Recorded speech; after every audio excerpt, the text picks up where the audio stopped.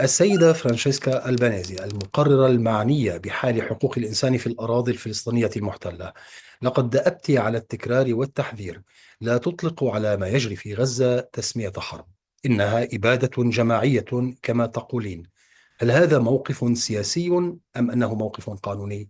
Why am I have political opinions? This is not why what I express in the exercise of my mandate, which has been a point of reference, and it has been on the spotlight for so many months now. So I'm very, very careful in using always the strongest adherence to facts and their legal qualifications when I speak or when I write.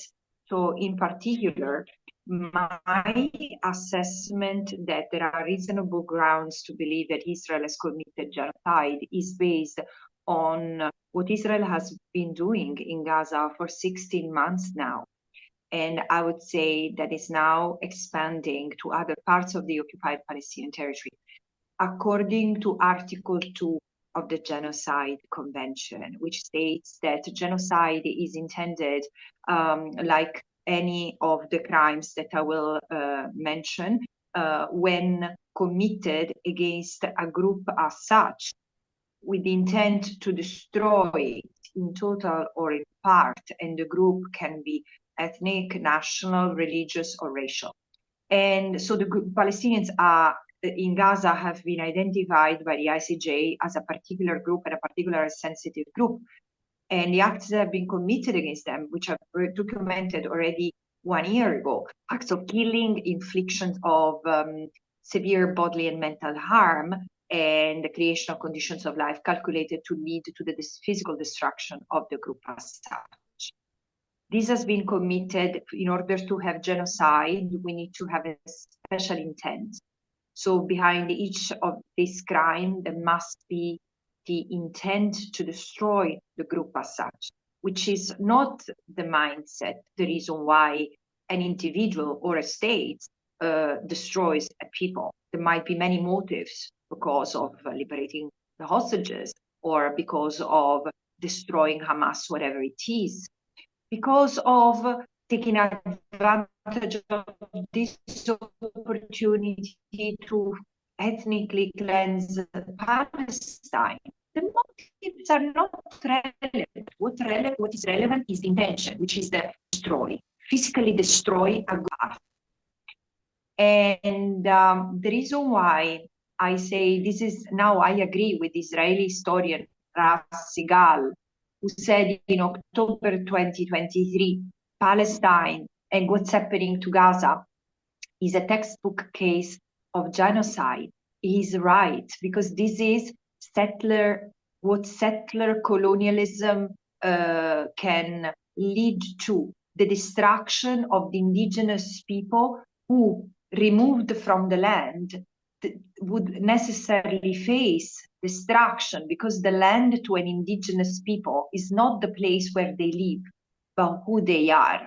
And this is why the ethnic cleansing that Israel is clearly perpetrating is the end toward which genocide, among other crimes, is being used as a mean to an end. لكن يبدو لي أن الدول الغربية بشكل خاص لا تأخذ هذه الاتهامات بشأن الإبادة الجماعية على محمل الجد. They take it seriously. This is why they don't want to engage with it, because if they had to engage with it, they would have to engage with the consequences, with the implications of the term genocide. Instead, they prefer pretending this was not the case. But you know, it's very hypocritical and very short-minded, because the International Court of Justice has said before me, before Amnesty International, before Human Rights Watch, before the Special Committee on Israeli Practices, before Palestinian scholars, before Israeli scholars, all of whom have concluded that Israel has committed genocide in Gaza. Before all of us, in January 2024, the International Court of Justice concluded that there was a plausibility of acts of genocide being committed. So this triggers responsibilities from member states. And the fact that they have pretended this measures, they don't bind them.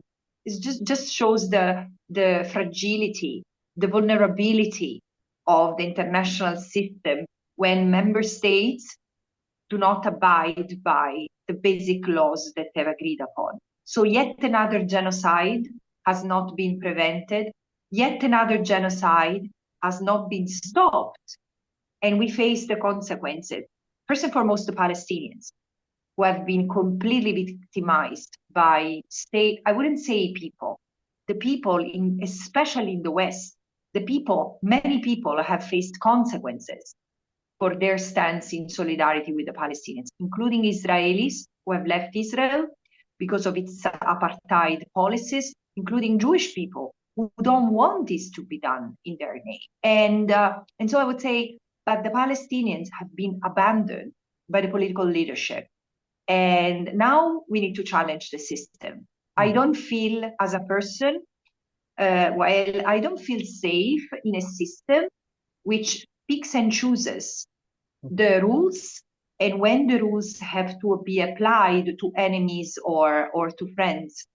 I want to live in a system where rules are universal and applied universally. بالانتقال إلى ما دعا إليه الرئيس الأمريكي دونالد ترامب أي تهجير سكان غزة والاستيلاء عليها وتحويلها إلى ريفيرا الشرق الأوسط، هل كان هذا يعتبر أمرا قابلا للتصديق يصدر من ما يقولون إنها أعرق ديمقراطية غربية وأكبرها؟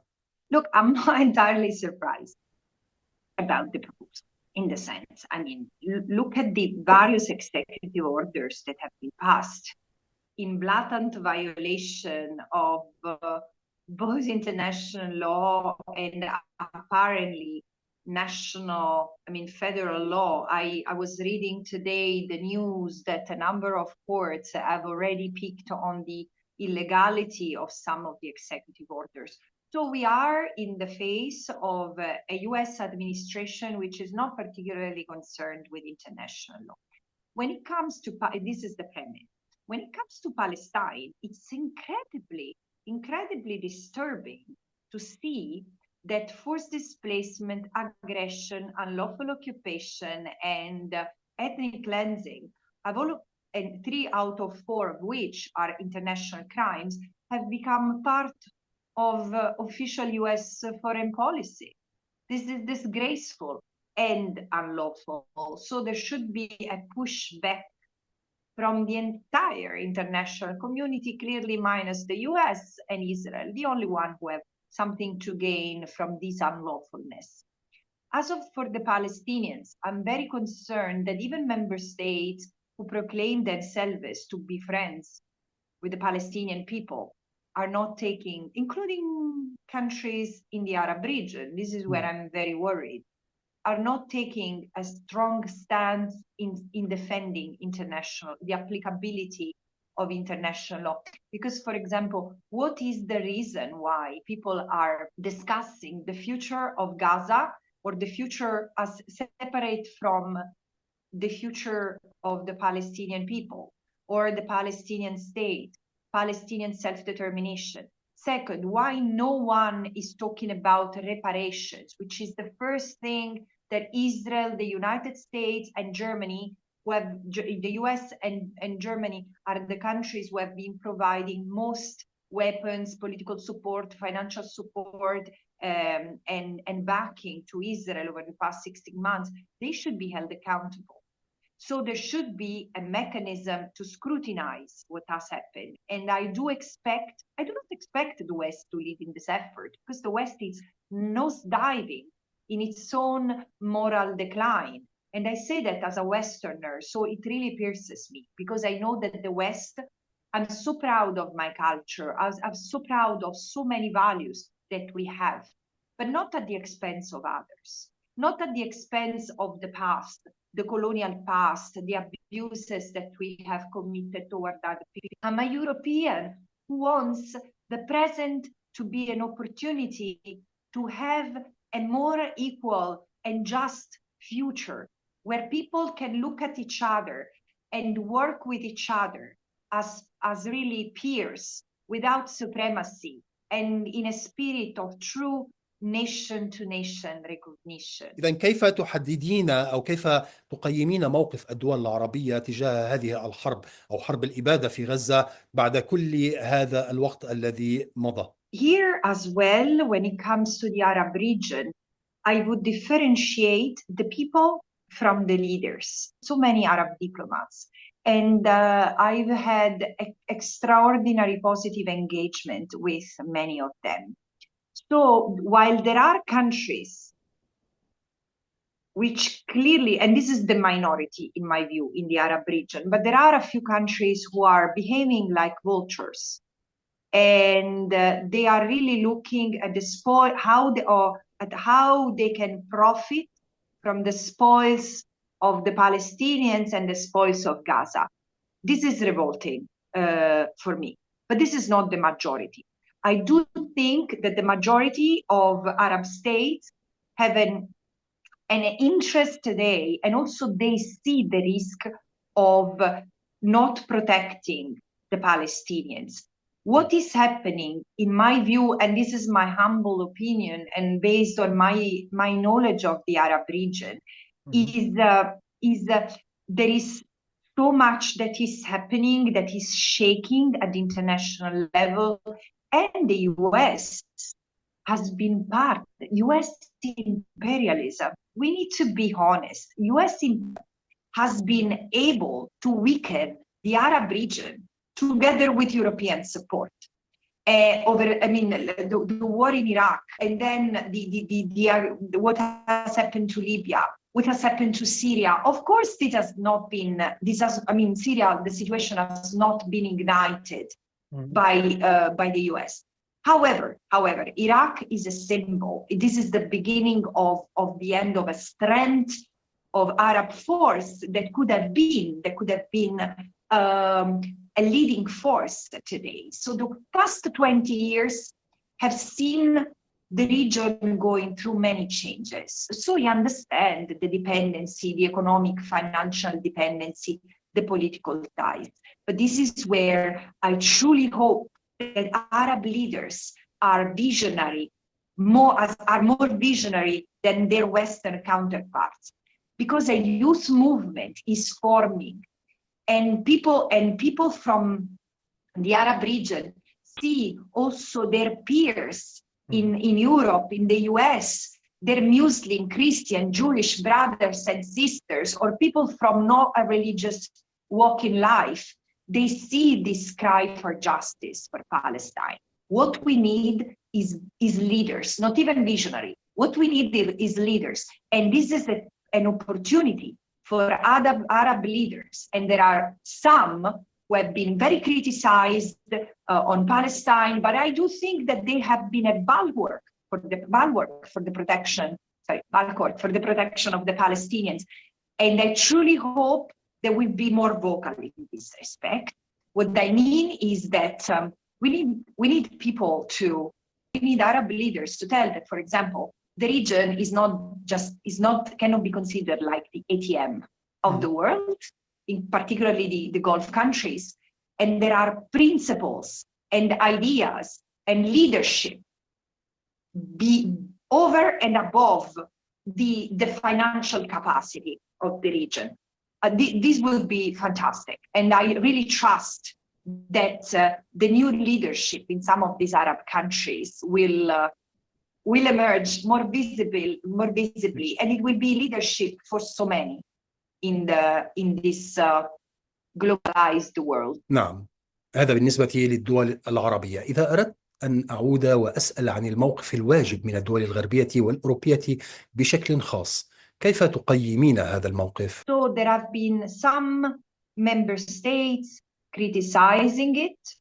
There have been about 80 states, including most Western countries, reacting to the sanctions against the ICC adopted by the US. So I think that Europe is a bit lost, and it's not surprising, but this is to be understood in the sense of in the context. I mean, I was listening to the president of the European Commission just before this interview, saying we live in a very dangerous moment and we need to increase the military expenditure. No, we don't need to spend more money in armament. Peace is built with peace. We are not going to, there is no one who wins in an armed conflict, and no one wants a permanent war. No one, there are not such enemies in the world. The enemies have been very close to us, and we see that. And now it's time to break with the past, because human beings have nothing to gain from that. Global citizens, European citizens and others have nothing to gain about that. We need to have more rights, not less rights, because we need to have more weapons.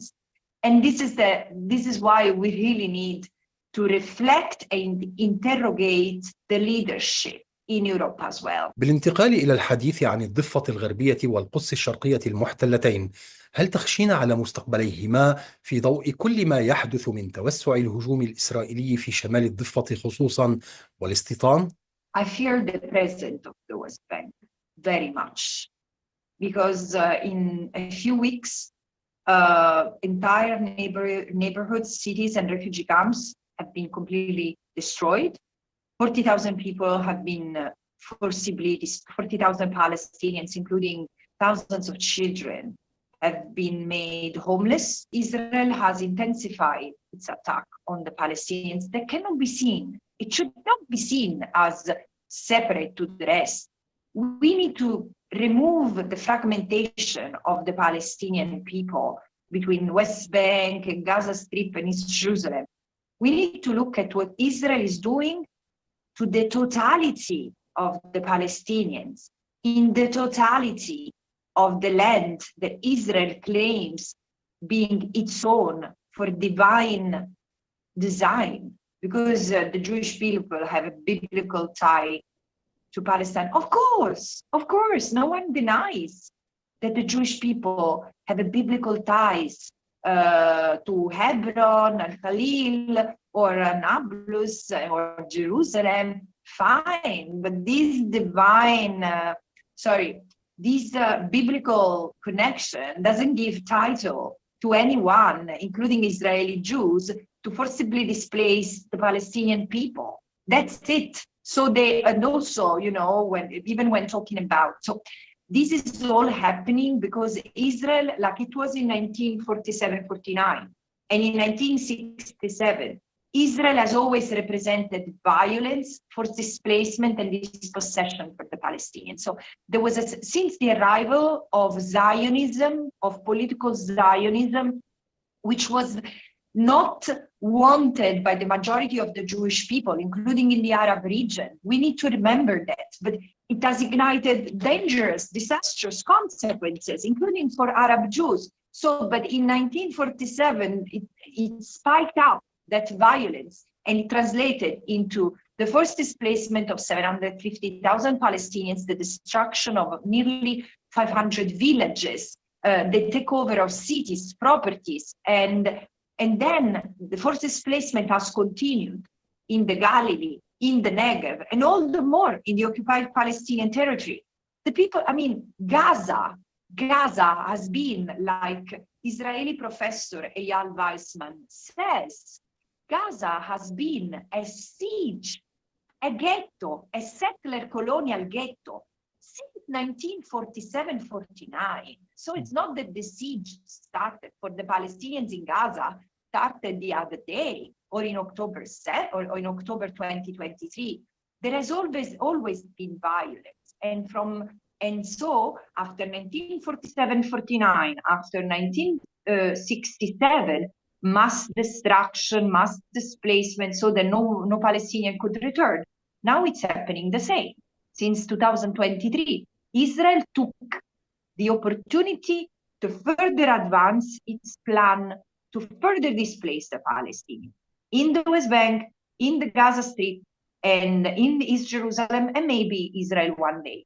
So the reason why I'm worried about the present in West Bank is because Israel has already committed genocide in Gaza, and the consequences will continue to be paid. Because you see, Palestinians in Gaza continue to be killed by sniper fire. Israel doesn't want to withdraw control over the Philadelphia corridor. Israel is withdrawing aid. No mobile units have entered the Gaza Strip, and children are freezing to death. 18,000 children have been killed. When I say this, I ask myself, what kind of monsters have we become not to empathize with the killing over 12 months of 18,000 children?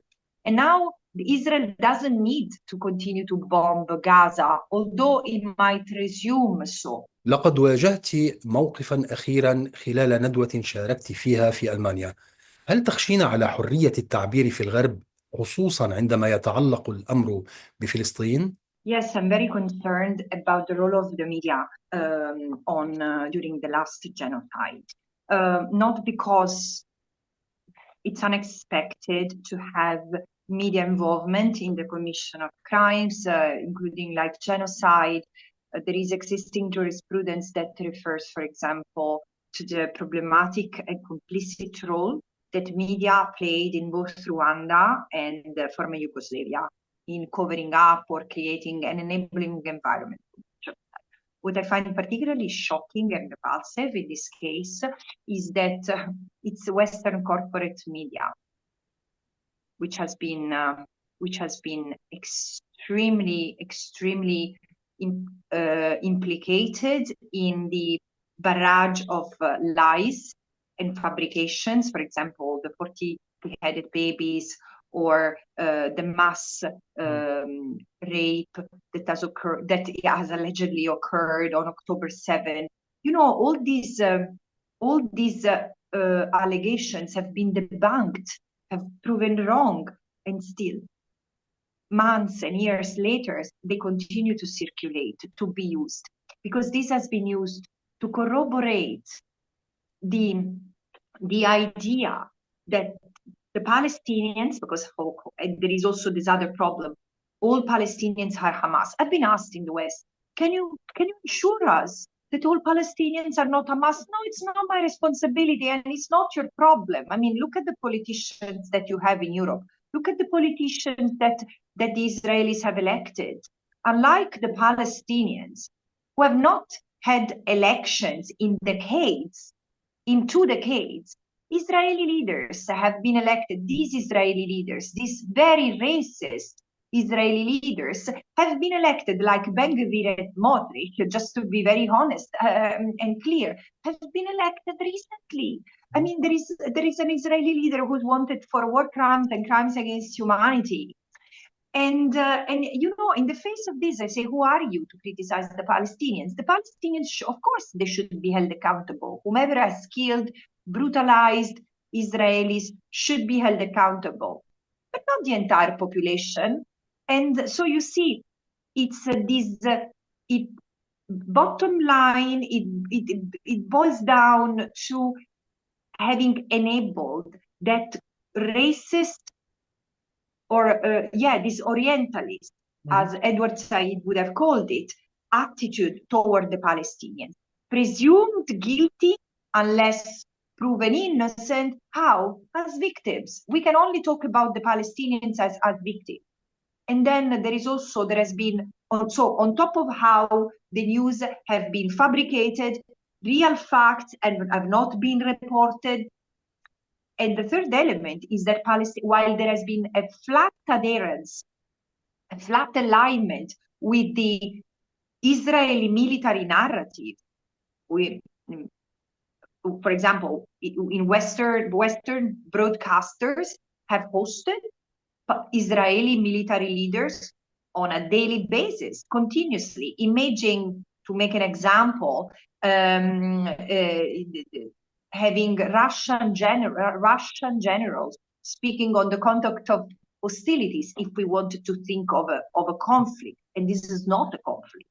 without ever questioning, without ever asking about the legality of the assault that Israel has conducted against Gaza, without even mentioning what was the situation prior to October 7th. So again, sharing fabrications, amplifying fabrications, not talking about the facts, and last but not least, denying space to Palestinian voices, to Israeli voices who are against the occupation, against apartheid and against genocide, and also giving no space to independent voices like Amnesty International's or special rapporteurs. We have been listened to primarily on Arab media, African media, Asian media, to an extent. Independent media, yes, in the West, but corporate media, very, very little. يبدو أنك خائفة على مستقبل فلسطين. And I have, like my compatriot Antonio Gramsci, who's very well read by Palestinians and others in the region, I have the pessimism of the intellect and the optimism of the will. So I know that the situation is dark. I know that, but this is, in a way, Palestine has shaken the ground so deeply that the masks have fallen down. It's not that we didn't know that Europeans or Western leaders in general, or the US, were clearly pro-Israel. We knew, because Israel has thrived on the impunity that has been granted for 75 years. It has never been accountable once. It has never respected one resolution probably one resolution of the United Nations, but even Security Council resolutions, everything has been violated without ever facing consequences, naming sanctions, divestment, or accountability trials. Now this is changing. Never before people have been talking about the crimes that Palestinians are facing, not just in Palestine, abroad, because of their Palestinianness. It's very clear. So what I want to say is that the world is changing. And there is when I see the Palestinians, the way, despite all the horrors and all the trauma that have endured, the way they bounce back, and they, without romanticizing it, but the way they can resume life and see the future, if they don't lose hope, who are we sitting in our comfortable homes to lose hope? If there are so many Jewish people breaking ties, families, connections, losing their jobs, they could continue to thrive on their privilege, and they don't, because this is what Judaism is about, as many Jewish comrades say. It's about standing with the victims, and the Palestinians are the victims.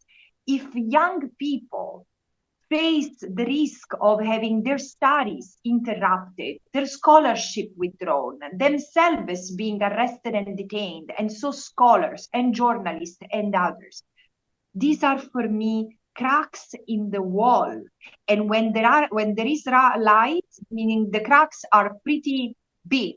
So I know it's going to be tough, but we need to build on the positive and continue to federate and make sure that the leaders are with the people and oppose the system and push for a real change. And look, if my sense is right, this will be a revolutionary moment, like the end of the Second World War has been, like the Holocaust has been, so as to have so many developments that should have led us to a better place. And they have, although the system has not benefited everyone, but people in the West have. So this is why I say, because of our privilege, many of us have to feel that everything is in the line. And we are also taking, it's also a moment where the past is exposed. Never before we have been reflecting on the colonial roots of the system. Never before we have talked of decolonization. So what I'm saying is, please, let's make sure that the sacrifice of the Palestinians and the others who have perished is not in vain. Let's make this system transformative, but for it to happen, we need to have a compass. And for me, the compass is international law, which is a neutral instrument, but if it's held by integrity and ethical principles, it will lead us toward a better future. And it will lead us out of this madness. And resolving the question of Palestine in line with international law means something very simple. End of the genocide today, end of the occupation, because military dictatorship is for 57 years, it's unacceptable.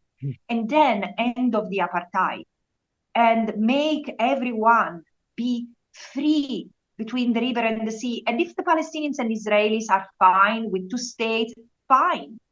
It's great, but the 2 states need to be the starting point and not something that needs to continue to be negotiated.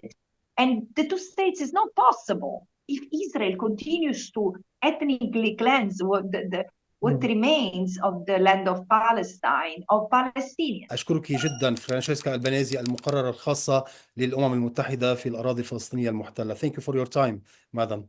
Can I say something else? Of course, please. Yeah. Ramadan Kareem to everyone who is celebrating.